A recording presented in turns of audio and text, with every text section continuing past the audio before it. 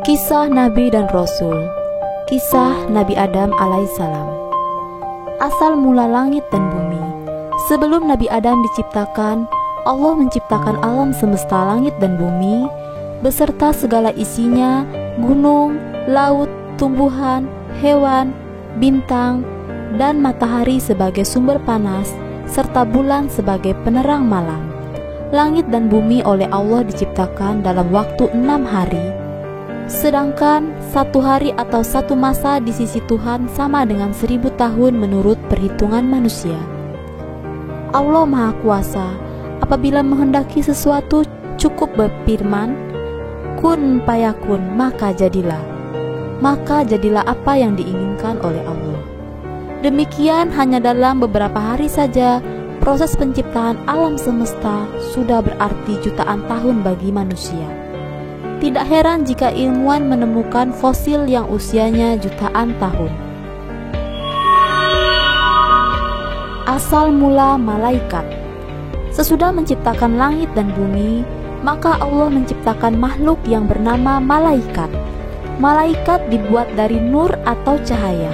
Malaikat diciptakan sebagai makhluk yang tunduk, patuh, senantiasa berbakti kepada Allah, sama sekali tidak pernah durhaka kepada Allah. Malaikat tidak punya nafsu, tidak makan dan tidak tidur, tidak melupakan perbuatan dosa, tidak berjenis kelamin laki-laki atau perempuan, dan mempunyai alam tersendiri yaitu alam gaib dan tidak dapat dilihat oleh manusia. Jin dan iblis. Jin dan iblis diciptakan dari api yang sangat panas. Ia mempunyai jenis kelamin laki-laki dan perempuan. Jin ada yang patuh dan ada yang ingkar kepada perintah Tuhan. Jin yang ingkar dan membangkang perintah Tuhan disebut iblis dan setan. Iblis dan keturunannya adalah makhluk yang sangat durhaka dan sangat jahat. Tidak ada kebaikan sama sekali. Pekerjaan iblis dan setan adalah menggoda manusia agar tersesat dan jatuh dalam lembah dosa. Permintaan iblis untuk hidup di dunia sampai hari kiamat dikabulkan oleh Allah Subhanahu wa Ta'ala. Sebab dahulu iblis adalah makhluk yang pernah patuh kepada Allah. Jadi, perpanjangan umur bagi iblis hingga hari kiamat adalah sebagian balasan bagi kebaikannya di masa lalu. Setelah Nabi Adam diciptakan oleh Allah, iblis menjadi makhluk pembangkang. Maka ia dikutuk oleh Allah dan diusir dari surga. Kelak, setelah hari kiamat, iblis dan setan akan dimasukkan ke dalam neraka bersama orang-orang yang berdosa. Karena itu, iblis dan setan berusaha mencari teman sebanyak-banyaknya dari kalangan jin dan manusia agar menjadi penghuni neraka. Asal mula Nabi Adam alaihissalam. Sesudah langit dan bumi, malaikat dan jin atau iblis diciptakan, maka Allah hendak menciptakan makhluk yang akan diperintah untuk mengelola bumi. Hal itu diutarakan kepada para malaikat. Aku akan menciptakan manusia untuk menjadi pengatur di bumi. Para malaikat mengira lalai dalam menjalankan tugasnya, maka mereka berkata, "Mengapa Tuhan menciptakan manusia?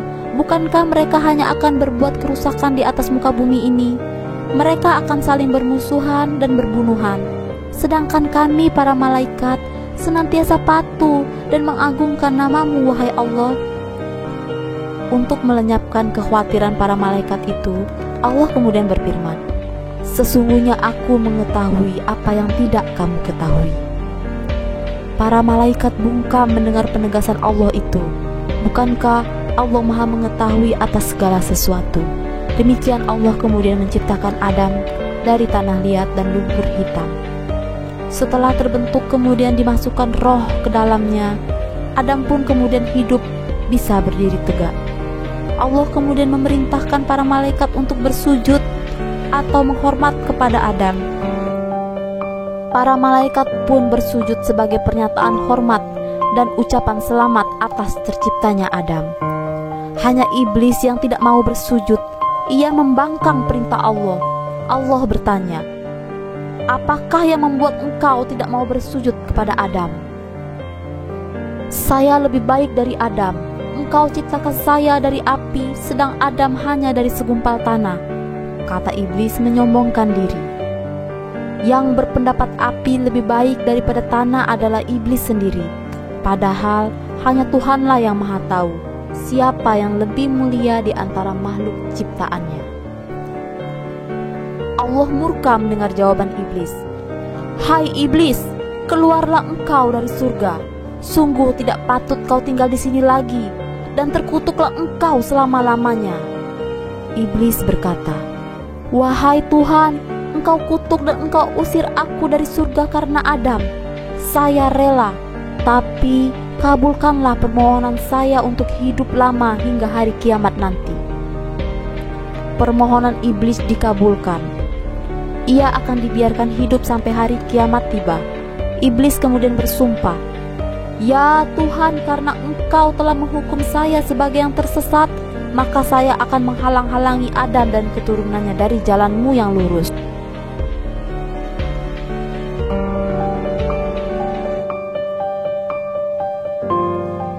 "Saya akan mendatangi mereka dari muka dan belakang, dari kiri dan kanan," begitu kata iblis. Itulah sumpah iblis. Ia bertekad akan menyesatkan Adam dan keturunannya agar mereka menjauhi perintah Tuhan, berbuat kekacauan di muka bumi, saling bermusuhan dan berbunuhan satu sama lain.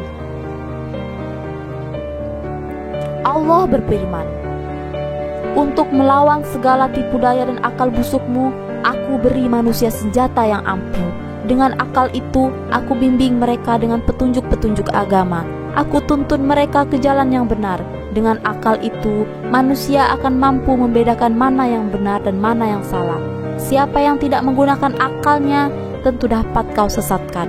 Mereka yang sesat itu akan mempertanggungjawabkan perbuatannya padaku di hari kemudian."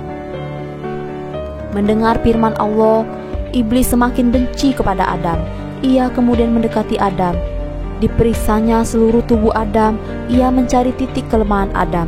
Akhirnya dapat ditemukannya, yaitu nafsu. Nafsu cenderung melakukan perbuatan yang buruk. Bila manusia cenderung menurutkan hawa nafsunya, maka sangat mudah bagi iblis untuk menjerumuskannya. Allah kemudian mengajarkan kepada Adam nama-nama benda yang dilihatnya. Dengan demikian, Adam mengetahui nama-nama benda yang ada di muka bumi. Itulah pengetahuan pokok yang nanti diperlakukan untuk mengatur dan memelihara bumi. Kepada para malaikat, Allah ingin membuktikan kemampuan manusia untuk mengatur dan memelihara bumi. Maka berfirmanlah Allah kepada malaikat, "Hai malaikat, sebutkanlah kepadaku nama-nama benda itu." "Maha suci Engkau ya Allah, tidak ada yang kami ketahui selain apa yang Engkau ajarkan kepada kami. Hanya Engkaulah yang mengetahui segala-galanya," kata malaikat dengan penuh takjub. "Hai Adam, beritahukanlah kepada mereka nama-nama benda-benda itu," firman Allah. Adam kemudian menyebut nama-nama benda yang diketahuinya. Para malaikat kagum, mereka memberi hormat sehormat-hormatnya kepada Nabi Adam. "Bukankah sudah kukatakan, aku mengetahui rahasia langit dan bumi. Aku lebih mengetahui apa yang tidak kamu ketahui," firman Allah kepada para malaikat. Para malaikat lalu memuja dan mengagungkan Allah. Mereka semakin menaruh hormat kepada Adam. Ternyata Adam telah mengetahui apa yang mereka belum ketahui. Allah kemudian memberikan Adam sebuah tempat yang nyaman dan sentosa, yaitu surga. Tempat itu indah permai. Segala kebutuhan hidup telah tersedia. Kebun surga penuh dengan buah-buahan yang rasanya lezat. Air sungainya jernih dan berbau harum. Pohon, tumbuhan, dan rumput seperti ditata rapi, teduh dan nyaman sekali. Sebenarnya tempat itu sangat menyenangkan.